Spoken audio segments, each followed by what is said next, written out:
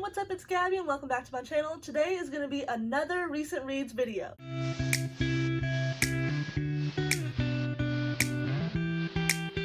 So this is going to be my third recent reads video since revamping my channel.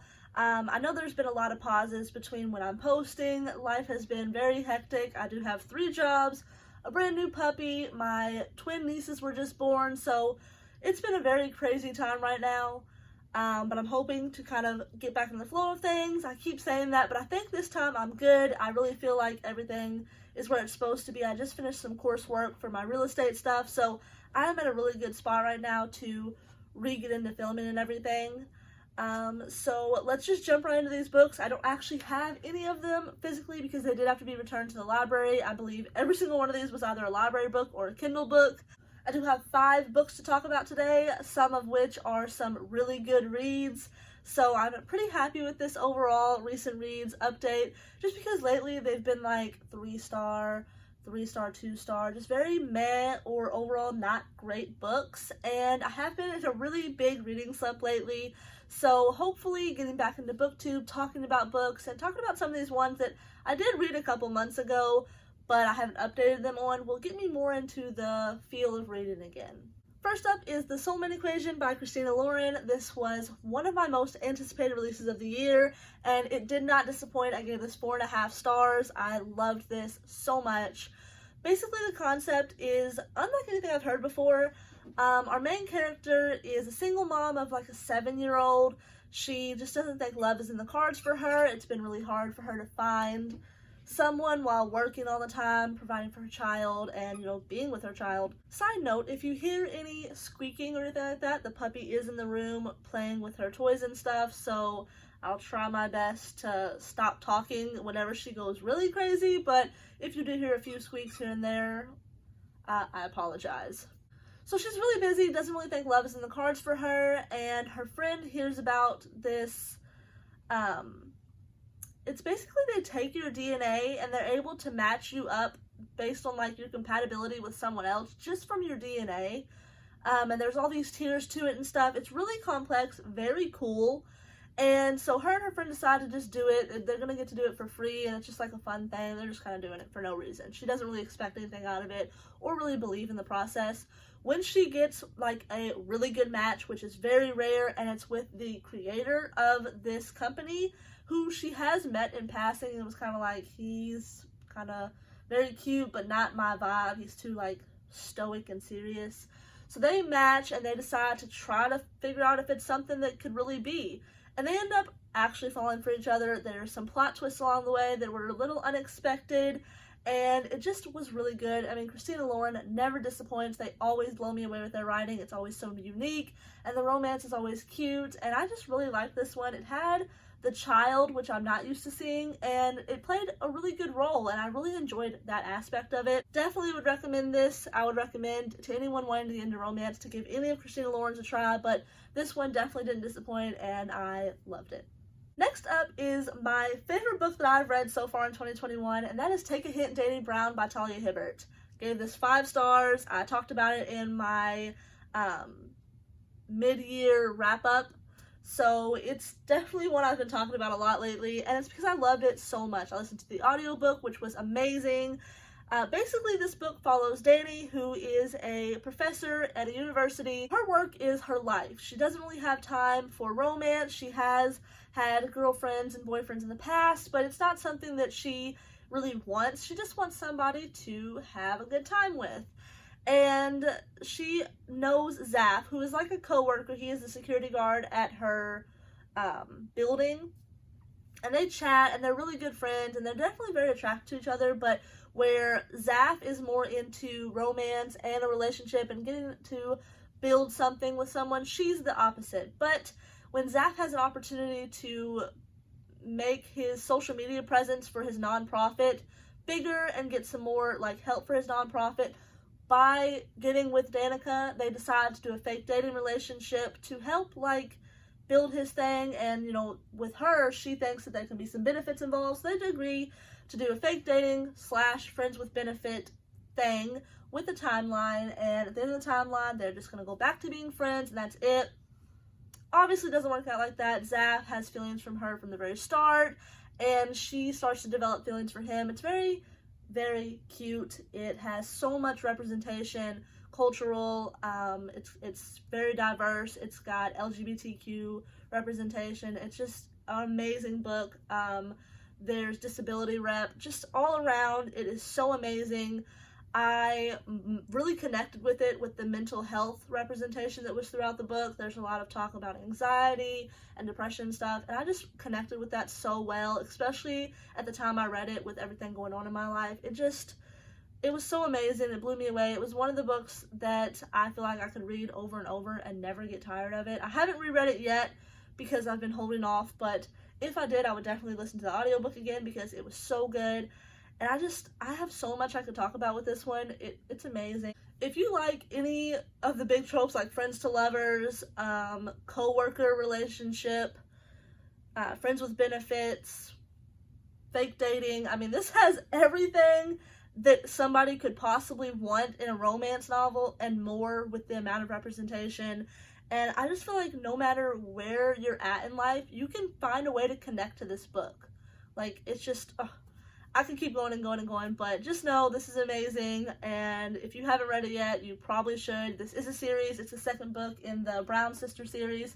I can't wait to pick up the third just because of how much I love the first two, but Danica was definitely my favorite. Moving on is a book I randomly picked up on Kindle. I saw it in one of the Facebook groups I'm on as relating a little bit to like The Cruel Prince.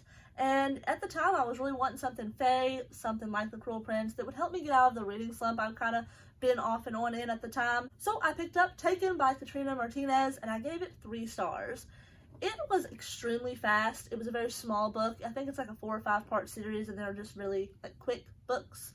And it was enjoyable for the most part. There was a bit that's like that cliche, what you get from those short smutty books. There wasn't any smut, but it's just like the vibe I got from like one of those small paranormal romances.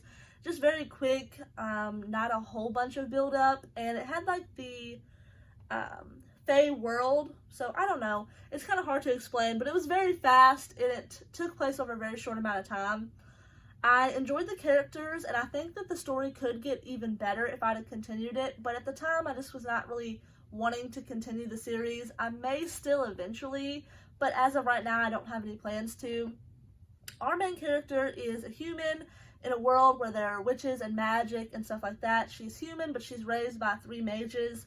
She's kidnapped one day to the fairylands where the fae live, the Winter Ice Court fae, who are very brutal. They kidnap her, and she's supposed to compete in like a bachelor style competition to win the prince's hand. And she doesn't really know why she's chosen. I think they accidentally mistake her for someone else because they don't like humans there at all, and they don't think she's a human. They think she's fae, even though she in the beginning was like, what is this? So it's very mistaken identity going on. It's hard to really explain just because they were all so short, but the competitions and stuff were really cool.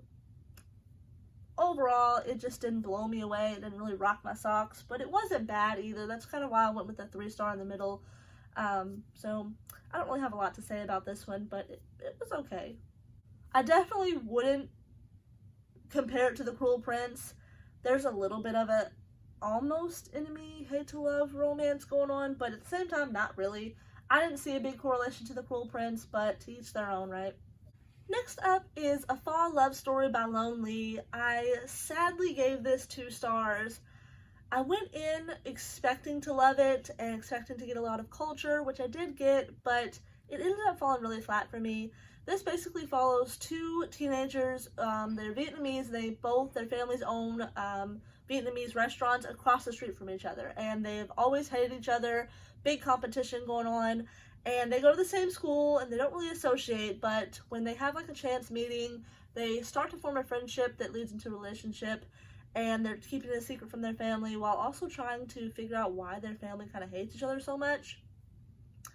And it had an interesting premise. I was excited to see the Vietnamese culture and all the food and stuff, but aside from that, everything else about the book fell flat. The romance seemed very rushed. I didn't see where they kind of started to act like if they couldn't be together it was the end of the world, but I never really seen the build up for them to really fall in love. It just seemed like they wanted each other because they couldn't have each other, and that was the thing that kind of lost me there. I felt like they complained a lot about their situation instead of just kind of really trying to figure it out as much as just being upset about it. It's very confusing because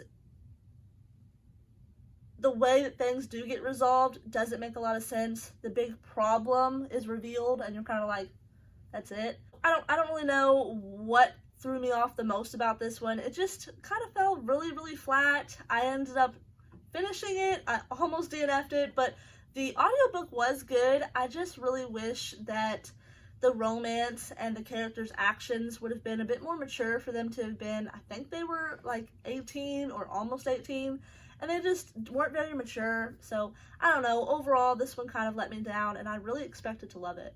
The final book on my list is one I picked up on a whim at the library. I was looking in the graphic novels section and saw this one, and I loved the steampunk vibe that I was getting from it, so I picked it up, and I'm so glad I did. That book is Monstrous Volume 1, The Awakening by Marjorie Liu.